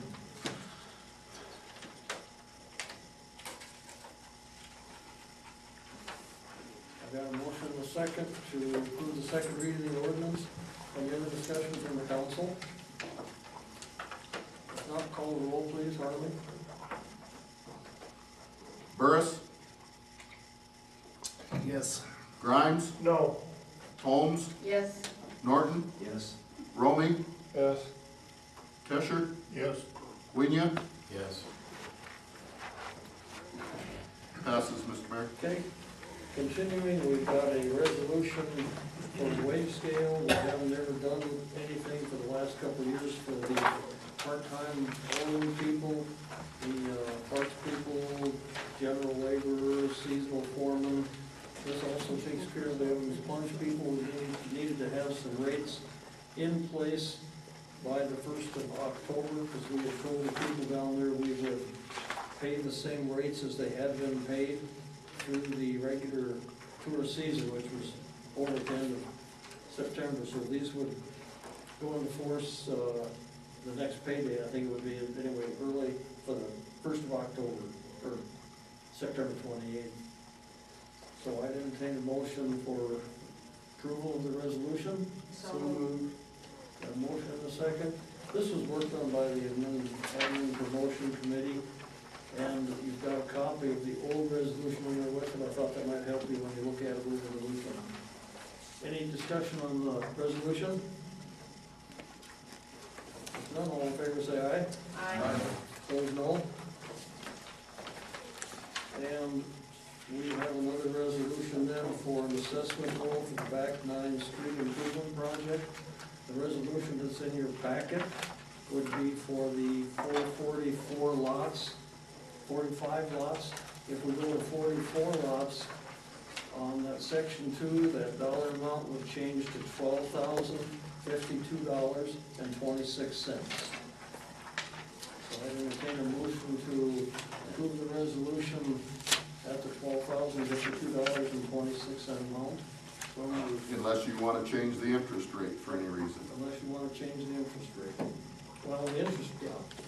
The interest rate is also in that This is resolution. plus interest. Anyway, we can table this till we can talk about it. we've gotta have this done right away or we won't collect the taxes. I think there should be something in there about those curb cuts and stuff. It should be notated somewhere. I think that's separate from the special assessment, but that is something the city council should decide what they wanna do for sure. I agree. The one part that this could affect is whether you spread any more out for they had talked about part of the fairway being next to the streets on this project. And I don't know if you looked at the plat closely or not on that or not. That would change that assessment if you spread that amount out further, based on their comments. Not saying you have to do that. Did we wanna do anything with the interest rate? I just said 6%, I suggested that, we're paying out like 4%. We usually make a little bit, 2 or 3% on it, so if there's someone who doesn't pay, we've got a little bit of money in the fund to cover if we're short in the future. We have used it in previous years with some assessment districts, and sometimes there's a little bit of money left in there that ends up in the general fund. I guess I would recommend that we go to 5% just to help them on this. We gotta take in consideration, if these people start going belly up, we start taking on these things, we have no cushion. I mean, I feel sorry for them, I do. But I do too, because every one of them bought it knowing, like Dwight said, it was a gravel street, and they all bought it not to live there, but as a money-making deal. And if you want my honest opinion, in the wholesale of the whole thing to each individual, I can honestly say that they were told everything that needed to be told, but that does not lay the blame on us. We still, the press always tells us, we are just the caretakers of public's money here. And even though I feel sorry for them, I have a personal feeling for them, but that doesn't, that can't go into my decision. I'd like to move forward with the $12,052.26 as we see it on the table. At the 6%? At the 6%. I'll second that. Got a motion to leave the 6% at the 6%. I've also got a motion on the floor to approve the resolution. What do you think about this? I think it would be an amendment. No, there's no amendment. If you pass this resolution as is, you're doing exactly what they just. So I think your motion is out of order. Right now, we have a motion on the floor for the $12,052.26 at the 6%. And we're discussing, Georgia had talked about maybe dropping it to 5%.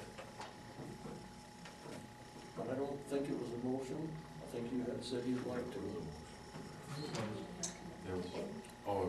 There was a recommendation, I guess I guess I feel like we should have visited it maybe a little bit better if we're gonna go up in price. That's why I asked if we could table it, if we can't.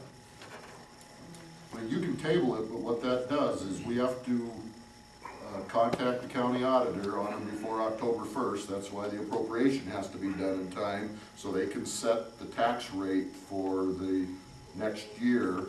So what that would do if you wait is that this tax would not go into effect for a year from now. So. See, but it wasn't just the interest rate I was worried about, I can't talk about it.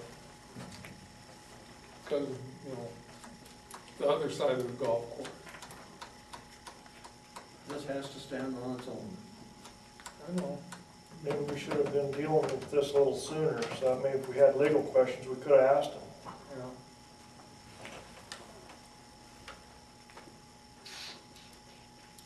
More discussion, questions?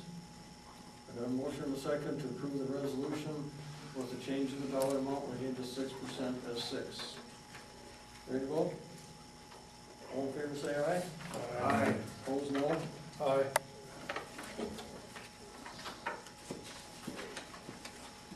Okay, appointments, we need to make a couple of appointments to the bid board. A little bit late, but Nina Patel and Jeannie Montgomery, I'd like to put them on the bid board.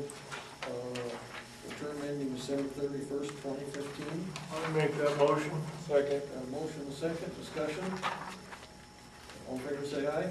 Aye. Opposed, no? The we've got some personnel, it's all spelled on the agenda, you can pretty well see that. We need to, if you'd like to approve a temporary alcoholic beverage license for the Winter Circle, October 5th, for a wedding here at the Mueller Center. Second. Got a motion and a second to approve, any discussion? All in favor say aye. Aye. And another one for a temporary alcoholic beverage license for Roy's, September 28th for class reunion down here at the Mueller Center. So moved. Got a motion and a second, any discussion? All in favor say aye. Aye. And at the last meeting, we talked about approving a guarantee up to $15,000 for the carnival next July, late July. Is there any discussion on that, or are you ready to act on it now to? Make a motion, we go forth with the $15,000 for the carnival. Second Okay, got a motion and a second to guarantee the $15,000 for the carnival next July. Any discussion? Where would that money come from, Harlow? $100,000 from golf course. It could come from several places. I would suggest you contact the BID because they could benefit from the carnival being in town, and it could come out of the BID's money that they have. You've got sales tax money that it can come from, or right out of the general funds. We're looking My at this. understanding is there's, Kim thinks she can sell enough tickets to get the $15,000 back. she might. Yeah, she might, I don't know, I think it's but we might end up kicking part of that 15 in, it won't be the whole 15. I think it has to be paid ahead of Yeah, time it's for a the pay up front. commitment. And then, you know, as it got closer, you'd start selling those tickets and recoup. It's gonna cost the whole 15 at first, but we might get some of that back. Right. She can sell the tickets. Any other discussion? Got a motion and a second to approve, all in favor say aye. Aye. Opposed, no. And the glider hangar at the airport, we've had some discussion on that. We'd like to have a motion to set a bid opening date in the future on a glider hangar building, be 50 feet by 80 feet building, it looks like. Yeah, concrete floor. They're gonna guarantee 5 years, $500 a month, pay for it. Glider Club. So is that a I make a motion? motion that we, That is out in the area we discussed. yep. Got a motion and a second. More discussion? You're estimating bids to come in at 60,000? I have no idea. Eric was supposed to get us some estimates, I guess, and materials and stuff, but he hasn't yet. Okay. Any other discussion? Got a motion second, all in favor say aye. Aye. Opposed, no. Committee reports, did you have anything, Carl's not here, Georgia? I did. We talked, about this, all the wages, and we did pass that. We have one issue coming up, both Don and I were given notice on the, Power Tech, approval of the, rights to inject or any of the water rights, and that will be October 7th, I believe. And we are to respond whether we're going to be there to represent the city, either verbally or have someone. And so I wanted some discussion on that. I wanted to know how the rest of the council would feel if we did represent you, either Don or I, and if we should attend. I think we should attend. It's kind of a fairly important thing for our region. Okay, I'll respond then. I will attend, and if we have something written up, we're supposed to let them know, to speak how long it's gonna be, but no more than 15 minutes, which is way more than what I want to talk. But if you have something that you would like to have me respond, I will appreciate your input, and how everyone feels. I think Hot Springs has a real important place to represent the water rights of our community, so I agree with you. So please. Now, is this gonna be a neutral deal, or are you gonna be in favor one way or the other, or what's the deal?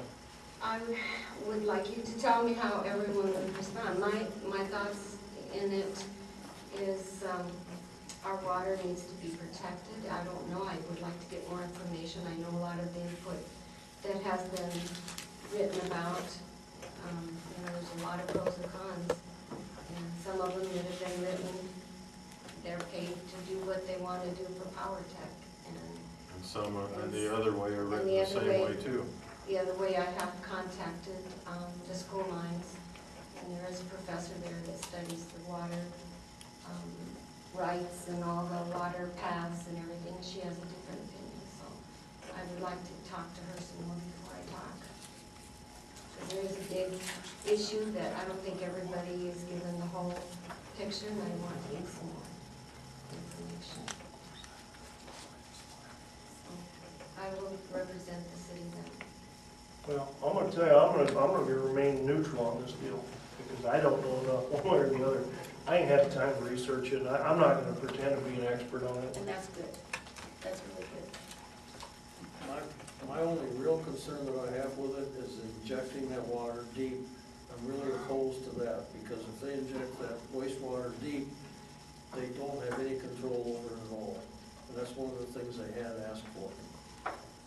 My concern was that, they kept saying we would bring in more jobs. There are a few jobs that will be brought in. 5 to 10 to me isn't really anything that we should be risking our water. Safety for Hot Springs is based on their water, and for us not to represent our opinions, would be ridiculous. I feel it is a safety issue, but I do want to make sure I get some more information from the water tech in Rapid City. The ones that I have talked to have been paid to do certain things for Power Tech, so as far as a biased opinion, that's basically what I've seen.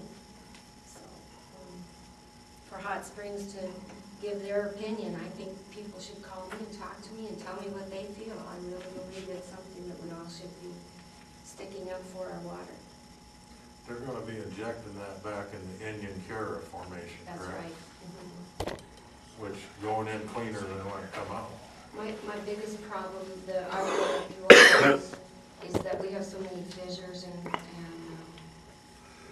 places where we're not very sure how it's. They're doing it right across the border. Yes. And then what's their record?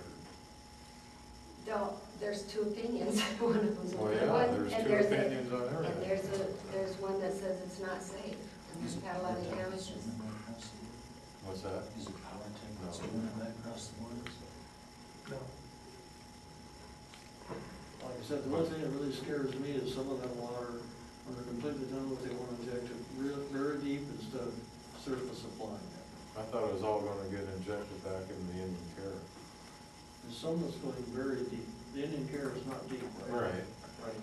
There's some that they want, that they have proposed injecting very deep, and that's what, if they don't inject it, they will land apply that. And I would rather see it where we can see it instead of where you don't have any control. being land applied to doesn't necessarily mean that it's safe for us, though. I mean, the wind carries the uranium too, so there's a lot of different pros and cons to both ways. My biggest concern is the fissures that we have in our Black Hills structure. I mean, there is nothing guaranteeing that we aren't going to be messing with the different fractures that we have. We have earthquakes here all the time. Oh, that young lady has something to say. I just have, just a thought that there is, if any of you want to just do some research, just Google the uranium mining in the Christensen, Wyoming ranch. And that's a really good story, what happened in an area. And I have read that one, yeah. and it is very sad, very, Yeah. very bad. So it's not something that we want here, that's for sure. it's a big risk, in my opinion, but that is a good story if you research. That's the same in situ mining they're doing there. The situ mining. And what part of Wyoming is that? It's just on the eastern part of the slope of the Black Hills. It is close to our water table actually, and so there are issues there that. Over by Elk Mountain? Yeah. Over by Elk Mountain? It's the Casper Range, and I can't even remember exactly all the. And they referenced the upcoming power attack in South Dakota too in that same article, so. And it's been going on for like 20 years. or It's so. quite a while, yeah, and they have had a lot of lawsuits there for it, so. They lost their water table, there's been, it's a real sad story. The water's been contaminated, they can't use it, so. Yeah, there's a big risk. That's by Elk Mountain. I didn't realize they were doing jujitsu mining at Elk Mountain. So if you have comments, let George or Mike. Well, you heard my It'd be on the west side of Elk Mountain. Yeah. Anything else, Georgia? No. Okay. Everything, Dwight, Public Works? Yeah, some stuff. Minder cleanup days are the week of September 23rd through 27th. We talked to Randy Schmidt. He's the guy that sells the Elgin street sweepers. We can get on the same bid price as the city of Sioux Falls got, and he will give us $25,000 for our machine if we decide to get a new machine, and we haven't decided that yet. Our machine has 2,500 hours on it now, and it's a 2005, so it's 8 years old. And I kind of feel that cleaning the streets up is a vital city function, and we ought to think about it. But didn't we already do our budget, so how would you do this Creating now? financing. How much they want for one? $165,450. Maybe you can give us 25,000. Sounded real good till you heard the price, didn't it? Yeah. No. And what else? Stay home project, we took a look at the new project there. That's about it. Okay. Thanks, Dwight. Public safety, Craig, did you have anything? Yes, we did. We talked about the sidewalks, and we came to the conclusion that Scott's gonna start enforcing the sidewalk repairs. We talked about the bicycle helmet ordinance, and we decided that they need to bring the petition in with the signatures before we'll really do anything about it as of right now. I read 3 different proposals for them that I thought might work if we do change it, so. We talked about the Evans Street cleanup, and we tabled it until next time, because I wanted my counterpart to help in on that. Condemnation on the hatch, they're going to court September 20th. If Bob gets him served, yes. The trench box and hard hats, we just need to make them do it. BJ said that they had a setup at the sewer plant other than the trench box they have. He said that's what they used to use all the time, so when they're in a ditch, running equipment or anything, they have to have their hard hat on. If they're not, they need written up. That's all there is to it. I mean, if somebody gets hit with something, and we need to start doing some of that ditch. Cause up there on Almond Street, that ditch wasn't more than 12, maybe 14 inches wide. That would have caved in, and it was 8 foot deep at that one spot. I mean, that's against all the rules. I don't even know why we're allowing them to do that. We talked about the hangar and about the proposal and the bid opening tonight. And about the animals running large around town, we just need, you know, Dave to be able to enforce it. You know, we have to stand behind him. Needs council support for all the complaints. and he's been getting a batch of them. Okay, thanks, Craig. Russ, did you have anything? No, we didn't. Okay. I would like sometime to get with you. I would too. I would like to put something together on that river because, I thought we decided we weren't gonna spray. Somebody apparently told them to go ahead and do it again. I didn't know we had to decide not to. Well, I know several of the council have talked to Harley about it. Yeah, about killing all of the vegetation. After last year, it looked ugly down there, I mean ugly. Well, while it's available, like at one, if we could do something at one, that way we'd maybe get the weed and pest people here at the same time, kind of sit down and hash it over. We probably won't be able to do it all in one meeting, but at least Get started. I'd like that. I'd like to know from the Army Corps. I'd really like to know. And instead of just what Scott's telling us, I want to know what the truth is. How that originally started, gentlemen, is when we had our own sprayer, we had our own guy doing it, is he sprayed, he knew what weeds came at what time of year, and he sprayed for that weed. So he was spraying constantly in that river. When thistle came up, he sprayed the thistle. When the curly dog or whatever, I don't know, they've told me about 4 or 5 different ones, came up, he sprayed for that. He didn't just go down and spray the whole thing, which is what they're doing now. They're just. I'm talking about the burning everything. I want to know what the Corps actually. Right. But that's the difference between what was going on and what's going on now. Yeah, but I can't believe that. We're killing everything. Grass, everything. And I can't believe that's healthy. No, I agree with you. I don't think it's healthy either. I don't go down and kill everything. We need a long-term river management plan. That's something that we know that why we're doing it and make the decisions. Okay, thanks, Wes. Harley, do you have anything? 3 real quick things. The Secretary of the Department of Veterans Affairs has sent a invitation to the City Council inviting you to the groundbreaking ceremony for the new state home on the 25th of September at 11 a.m. up at the home. They are planning and setting up for about 400 people being expected to be up there. Look forward to sharing this moment with all of the leaders of the community that have been dedicated to the mission of supporting our veterans in our community. Is what signed Larry Zimmerman, the Secretary of the Department of Veterans Affairs. You all got a notice in the mail, Dakota Resources Dakota Rising Gala.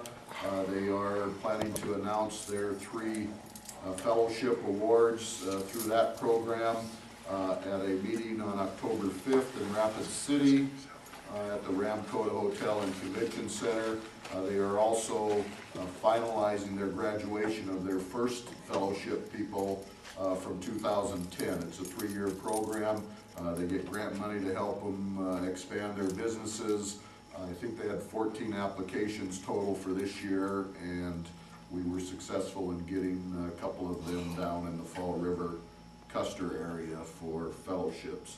And lastly, just put in your packet for information, Chris plans to provide a advertisement in the Bridal magazine that goes out to all over a large area of the Black Hills and surrounding states on making the Mueller Center and Hot Springs your bridal spot. And he's got I put a copy of the ad that will be going out, that he's trying to expand the revenue coming in and the use of the facility here at the Mueller Center for the wedding ceremonies.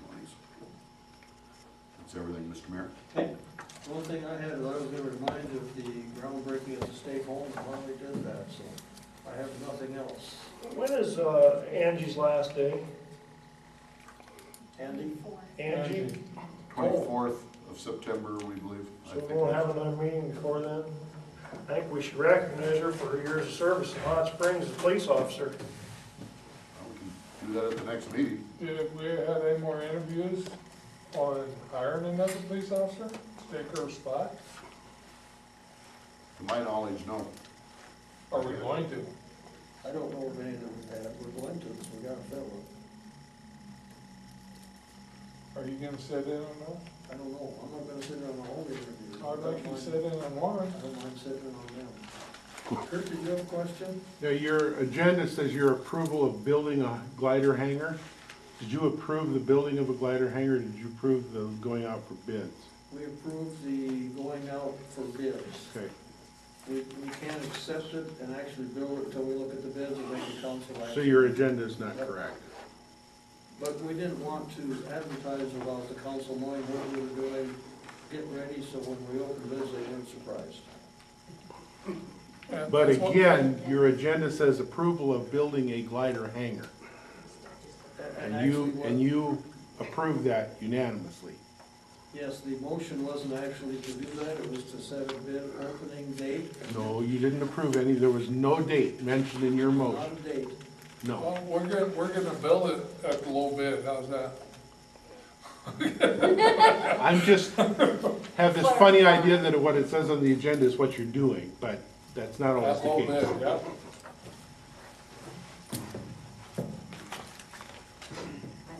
Yes.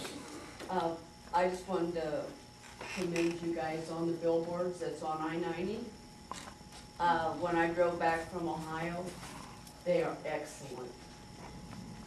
I don't know if they're on the west side of Rapid City, but the three that's on the east side coming to Rapid City looks excellent. You need to call the bid board, because they canceled those bid boards that went forward. So the bid board, the motel group, they canceled that contract, so those billboards will be coming down.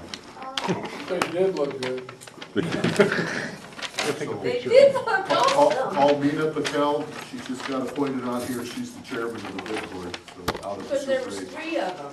Yes, And each one there's actually 4 of them up designated a there. different thing that Hot Spring provides. And How they were much put were they? together, so you couldn't forget the first one or the second one when you saw the third one. There was one How more much? that starts out at wall, so it kind of gets you thinking to, you know, what did that say? And then there's the 3 in a row. Yeah. coming But they over. were awesome. It made sense a year ago, but now it doesn't make sense anymore, according to the bid board. Yeah, I just wanted to say thank you guys for voting in, not approval to open up the back street for the Flatiron Market this summer. It was great, I got a lot of positive response. I plan on doing it again next year and hope, we can get a bigger turnout. You got So I plan to, last minute, hopefully next year I can plan on working on it. I thought it went over the year. Yeah. More food though. Yeah, I know, I'm working on that, with the food inspection and all that, we're, everything's so busy because it was planned, I mean, I came up with the idea June first, and we had or mid-May or something like that, I don't know, but, yeah, next year, I think what we're gonna do is, I've talked to Woolies, I've talked to Blue Bison, I've talked to TD Barbecue, I've talked to the Vault in that barbecue hut area, we could feature, different restaurant person each month, so I'm gonna try to Okay, good. expand on it. Nothing else on the agenda, so I entertain a motion to adjourn. So moved. I got a question for you. How'd you paint that door, the green door? How would you do that? 1710. Blackbird? Did a spot candidate, no, the spot candidate. Meeting adjourned? Right, Mike took a. End up leaving, I guess there is. Yeah, well.